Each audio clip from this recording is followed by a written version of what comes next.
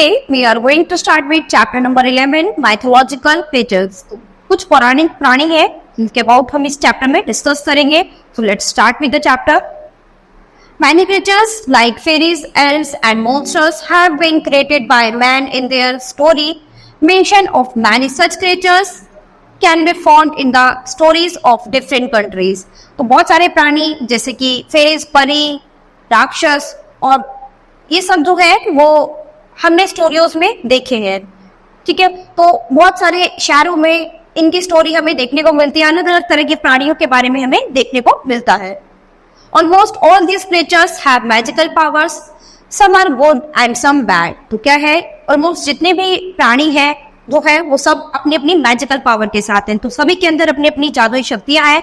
किसी के अंदर कुछ अच्छी हैं और कुछ बेकार है. तो सभी के पास अपनी अपनी मैजिकल पावर्स होती है. किसी में कुछ अच्छी होती है, कुछ बुरी होती है. Some others are terribly evil and dangerous. और किसी में कुछ बहुत से प्राणी क्रिएचर्स जो होते हैं वो दुष्ट और खतरनाक भी होते हैं. Let us discuss about the stories associated with some mythological characters. तो इस स्टोरी में हम कुछ mythological characters के about. The phoenix was the name given to a bird that never died. It was considered a holy bird in many countries from Arabia to China. तो Phoenix जो है वो क्या है, एक ऐसी बर्ड है, एक ऐसा पक्षी है जो कभी नहीं मरता. और क्या है, ये अरब से चाइना तक सभी लोग जो है इसको होली बर्ड के नाम से जानते हैं.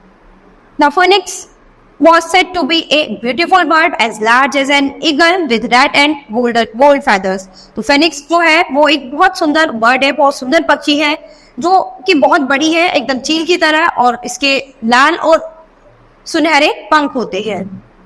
The Arabians believed that only one phoenix lived at a time.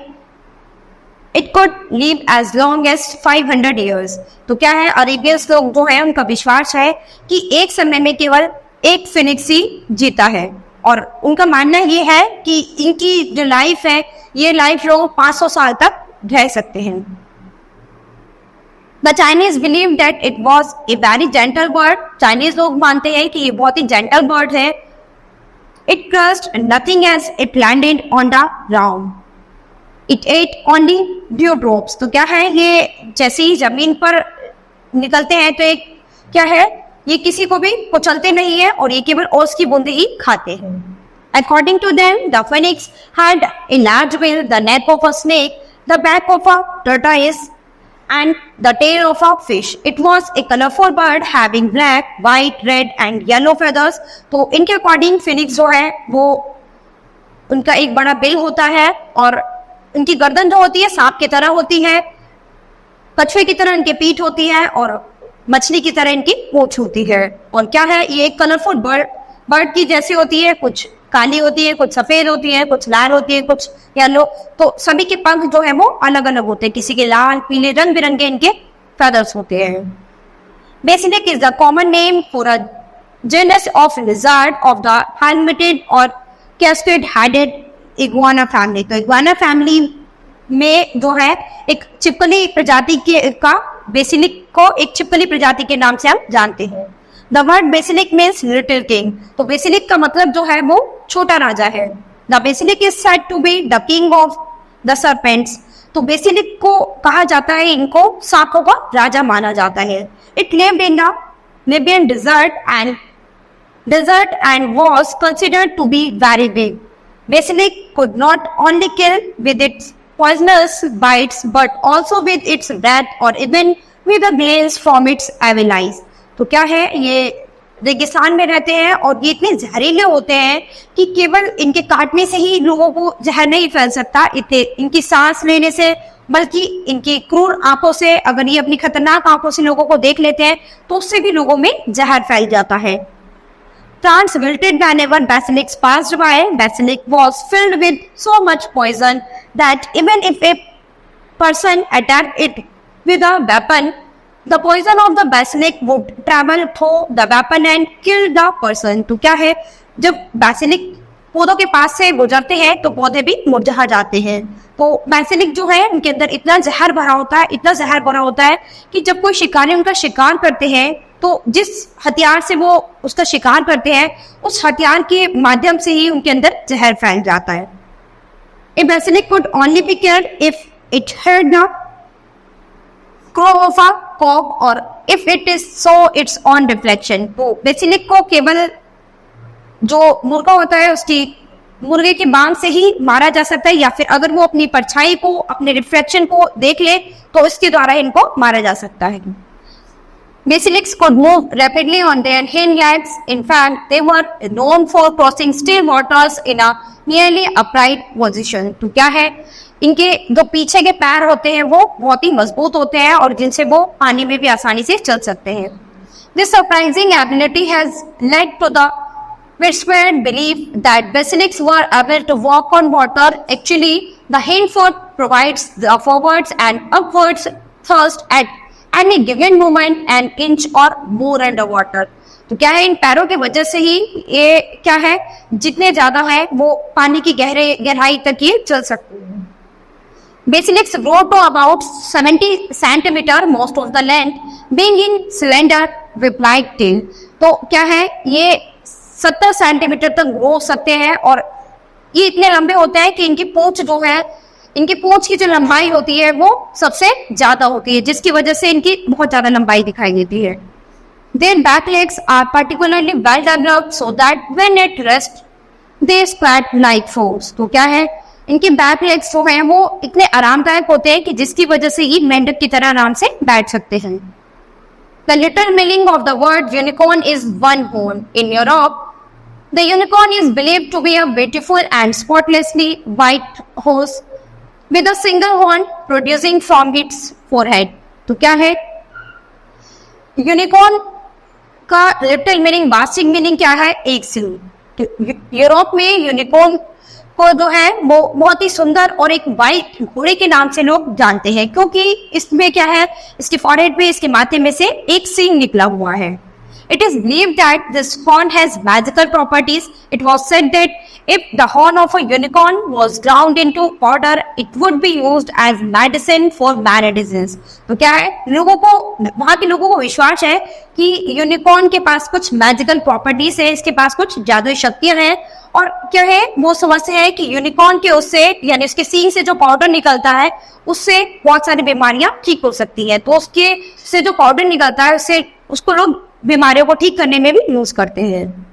People also believe that a cup made from a unicorn's horn was so powerful that it would change the color if a poisonous drink was served in it। तो वहां के लोगों का ये मानना है कि अगर वो इसके जहर को ड्रिंक में, किसी पीने की चीज में मिला दे तो उसमें भी जहर फैल जाता है।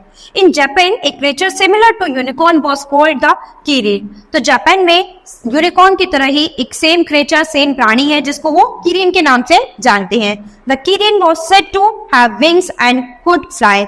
तो क्या है, किरिन के पास अपने पंख होते हैं और जिनकी वजह से वो उड़ सकता है। If a good person saw a kirin, it was considered a good omen, and when it saw an evil person, it would bore him or her with his horn। तो क्या है, अगर एक अच्छा व्यक्ति किरिन को देखता है तो उसके साथ सब कुछ अच्छा होता है, लेकिन अगर कोई बुरा व्यक्ति किरिन को देखेगा तो उसके साथ सब कुछ बुरा होता है और किरिन जो है उसको अपने सींग से मार देता है। The dragon is a fascinating beast। It is a legendary reptilian monster। It is usually represented as having wings, huge claws, and a fairy breath। In stories and folklore, the dragon symbols destruction and evil। तो क्या है, dragon जो है वो एक दुष्ट और खतरनाक राक्षस के नाम से डेविल को जानते हैं।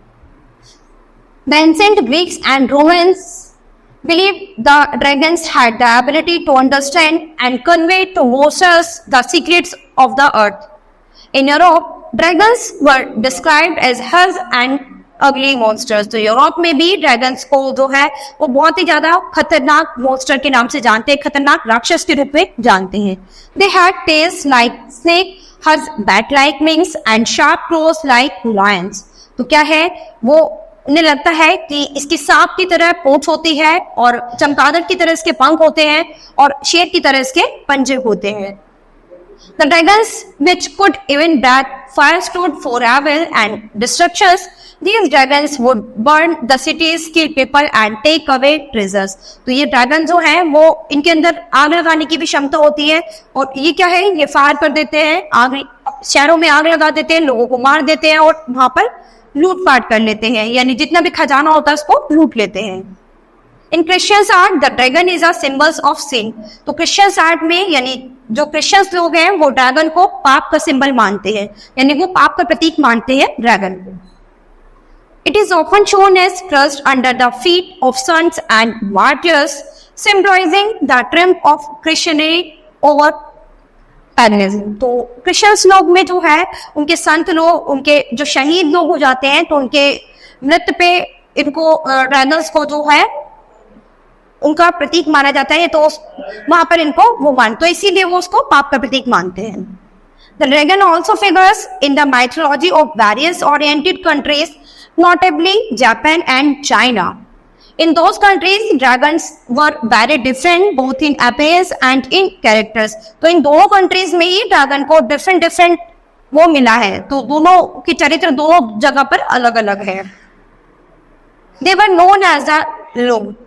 The Lung was said to be a large serpent with many legs but no wings. तो वहां पर लोग उसको लूंग के नाम से जानते हैं, और लूंग क्या है, लूंग को लोग एक बड़े सांप की तरह जानते हैं जिसके बहुत सारे पैर हैं लेकिन पंख नहीं है। It was very powerful and would fly even without wings. तो ये बहुत ही पावरफुल होता है और उड़ भी सकता है जबकि इसके पास अपने पर नहीं होते। The loong stood for the power of the king. It brought good fortune to the people by bringing rain and stopping floods. तो इसके पास इन लूंग्स में बहुत एक राजा की तरह पावर होती है, इनके अंदर इतनी पावर होती है कि ये लोगों के भाग्य को बदल सकते हैं, यानी ये बारिश भी ला सकते हैं और जो बाढ़ आती है उसको भी रोक सकते हैं। It was the national emblem of the Chinese empire. Among the Chinese people the dragon is traditionally regarded as very wise. तो चाइना के लोग जो है इनको ड्रैगन को जो है बहुत ही बुद्धिमान समझते हैं, तो उनके लिए ये क्या है, वहां की राष्ट्रीयता का प्रतीक है। चाइनीज एम्पायर के लिए ये उनका राष्ट्रीय प्रतीक माना जाता है ड्रैगन। सो स्टूडेंट, यहाँ पर अपने कुछ पौराणिक प्राणी यानी अपने कुछ माइथोलॉजिकल क्रिएचर्स के अबाउट पढ़ा है कि कैसे होते हैं, कहाँ का अलग अलग शहरों में अलग अलग तरह के क्रिएचर्स हमने देखे हैं, तो उन्हीं के अबाउट हमने इस चैप्टर में पढ़ा है। So student, this chapter is finished. We will start with the next chapter in the next class. Thank you.